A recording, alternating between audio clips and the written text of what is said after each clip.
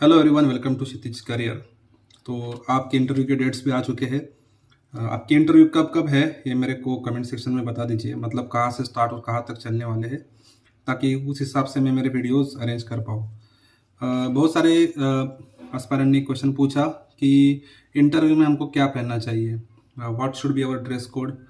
तो उसके लिए जो वीडियोस वगैरह कुछ है मेरे को अच्छी लगी है, वो मैं ग्रुप में शेयर कर दूंगा।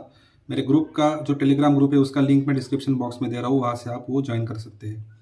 इस वीडियो में कुछ इंपॉर्टेंट चीज़ों के बारे में बात करना चाहूँगा, जो मैंने बहुत बार बता भी दिया आपको, बट वो बार बार बताना इसलिए ज़रूरी है कि क्योंकि हम गलतियाँ उसी चीज़ों पे करते हैं। सबसे पहली बात आपके मन में ठान लीजिए कि यदि आपने किसी आंसर का जवाब नहीं दिया तो आपके मार्क्स कट नहीं होने वाले हैं। बहुत बार हम क्या करते हैं ना कि क्योंकि हम एग्रीकल्चर ग्रेजुएट से बहुत सारे डिसिप्लिन हमने पढ़ रखे हैं, इकोनॉमिक्स है या फिर एक्सटेंशन है या फिर हमारा सब्जेक्ट स्पेशलाइजेशन है। तो उसमें क्या होता है कि इंटरव्यूअर आपसे ऐसे सवाल पूछता है जो रिलेटेड होते हैं हमारे फील्ड से कहीं ना कहीं, और हमको उसके बारे में पूरा नॉलेज नहीं होता, फिर भी we are trying to give answers, जबकि हमको उसके बारे में डिटेल नॉलेज नहीं है। तो वैसे अवॉइड करना चाहिए मेरे को लगता है, क्योंकि जब तक आपको किसी भी चीज़ के बारे में इन एंड आउट पूरा पता नहीं है, उस चीज़ को इंटरव्यू के दौरान अपने डिस्कशन में लाना अवॉइड कर दीजिए, क्योंकि सब क्वेश्चंस बहुत बन जाएंगे और यदि उसके आंसर्स आपको नहीं आएंगे तो आपका कॉन्फिडेंस लेवल उधर ही डाउन हो जाता है और थोड़ा सा वो इंटरव्यूअर को भी अच्छा नहीं लगता है, क्योंकि आप बिना कुछ उस पर रिसर्च मतलब स्टडी किए हुए वो आंसर दे रहे हैं।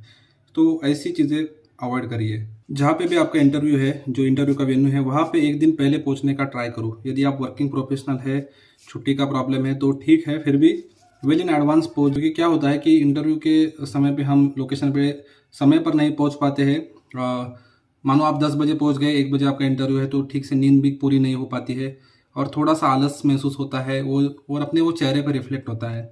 तो कोशिश करिए कि इंटरव्यू का जो वेन्यू है, लोकेशन है, वहाँ पे एक दिन एडवांस में आप ज़रूर पहुँच जाइए। इंटरव्यू के समय कुछ नोट्स आपको एकदम हैंडी रखना है, जैसे कि आपने कुछ नोट्स बनाया हो, क्योंकि जैसे कि सिंपल सिंपल क्वेश्चंस है, व्हाई बैंक, तो व्हाई बैंक के बारे में आपने कुछ ना कुछ अपने मन में सोचा होगा, तो वो 2-3 पॉइंट्स एक सिंपल से नोट्स बना के रखो। या फिर roles of agriculture field officer, उसके बारे में 3-4 पॉइंट्स बना के रखो। ऐसे जो एक हैंडी नोट्स है वो आपके साथ हमेशा रहना चाहिए इंटरव्यू के पहले। वो बहुत काम आते हैं, एक दिन आपको रिवाइज करने के लिए बहुत काम आते हैं। उसमें क्या होता है कि आपके आंसर की क्लैरिटी बन जाती है।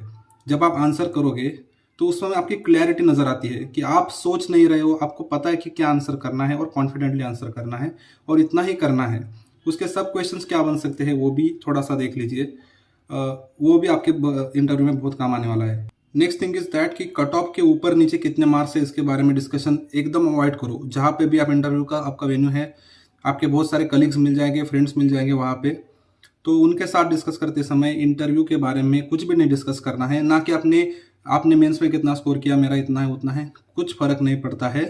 जब रिजल्ट आएगा आपको पता चलेगा, तब उसी समय आपका स्कोर आपको पता चलेगा, क्योंकि आपने जो भी जिस भी कोचिंग के आंसर से आपने आपके आंसर की टैली की है, नॉट नेसेसरी कि IPPS के पास वही आंसर्स हो गए, बहुत डिफरेंस रहता है। तो इसी बारे में डिस्कस करना भी बेकार है और कंक्लूजन निकालना भी तो एकदम बेकार है। तो ये सब चीज़ें आप अभी से सोचिए मत, और इस जो भी आपसे ऐसा कोई बात कर रहा है उससे थोड़ा अवॉइड करिए। और इम्पॉर्टेंट चीज़ें भी याद रखना, जैसे कि इंटरनेशनल ईयर ऑफ मिलेट्स के बारे में पूछ सकते हैं, मिलेट्स के इंपॉर्टेंस के बारे में पूछ सकते हैं, बहुत न्यूज़ में है।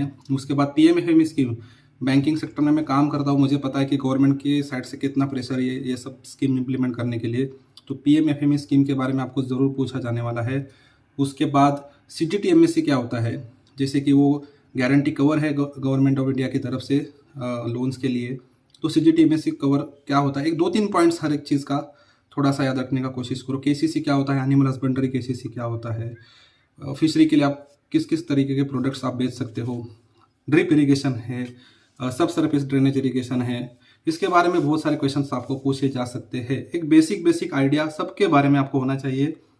आपका नॉलेज उन्होंने टेस्ट किया है, एक वर्किंग नॉलेज जो बोलते हैं ना, कि आपके पास यदि कोई लोन लेने के लिए आएगा, एक इकोनॉमिक्स के एंगल से उसको देखना है। मानो कोई सिल्क इंडस्ट्री है, वो आपके पास लोन लेने के लिए आएगा, तो आप क्या क्या पैरामीटर आप ऑब्जर्व करेंगे। अब सिल्क का क्वेश्चन हर किसी को नहीं पूछने वाला वो इंटरव्यूअर, जो साउथ से है, बेंगलोर साइड से, आसाम से है, उन लोग को ये पूछने वाला है। या फिर मैंगो प्रोसेसिंग के बारे में कोई कोकन एरिया से हो तो उनको क्वेश्चन पूछने वाला है।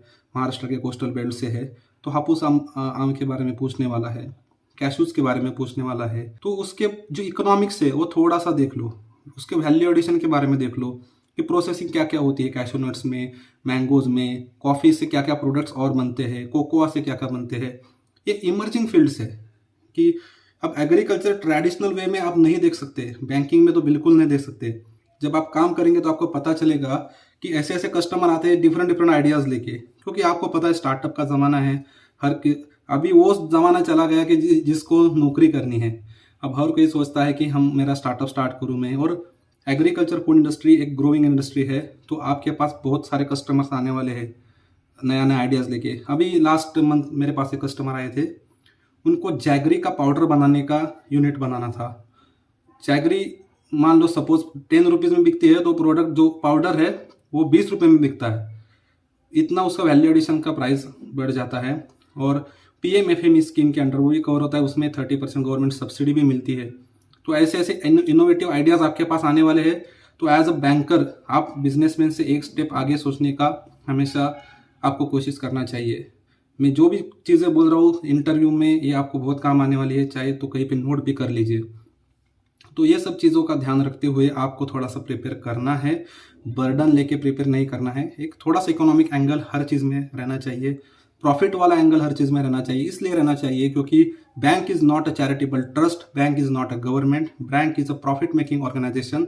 आपको उसलिए उस पोजीशन पे, उस सीट पे इसलिए बिठाया जाएगा कि बैंक के लिए कुछ आप रेवेन्यू कमा के दो।